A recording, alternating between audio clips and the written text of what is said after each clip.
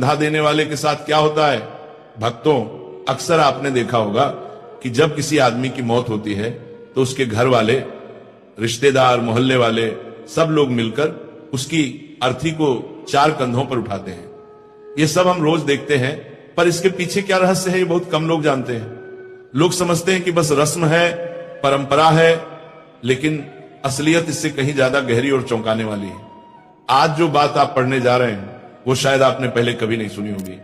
ये बात सुनकर आपके रोंगटे खड़े हो जाएंगे और आप सोचने पर मजबूर हो जाओगे कि क्या सच में ऐसा भी होता है। द्वारका नगरी की रात बिल्कुल शांत थी। समुद्र की लहरें धीरे धीरे किनारे से टकरा रही थी।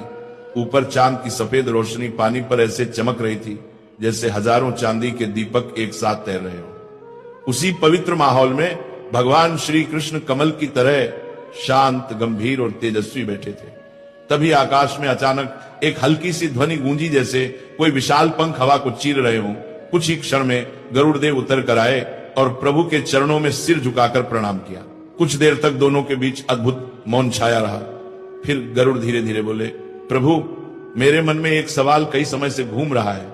यह सवाल मृत्यु, आत्मा और अंतिम यात्रा से जुड़ा हुआ है। आज कृपा करके इस रहस्य को खोल दीजिए। भगवान श्री कृष्ण के चेहरे पर मुस्कान उभर आई। उनकी आंखों में अपार करुणा, दया और ज्ञान की गहराई चमक रही थी। वे बोले, गरुड़, तुम्हारे सवाल हमेशा संसार के कल्याण के लिए होते हैं। पूछो, क्या जानना चाहते हो? गरुड़ ने झुककर विनम्रता से कहा, प्रभु, मैंने कई बार देखा है कि जब किसी मनुष्य की अर्थी उठती है, जब लोग 4 कंधों पर शव को उठाकर शमशान ले जाते हैं, उस समय आत्मा जैसे उन लोगों को देखती है। कभी कभी ऐसा लगता है कि आत्मा हर कंधा देने वाले को किसी अदृश्य तरीके से परख रही हो।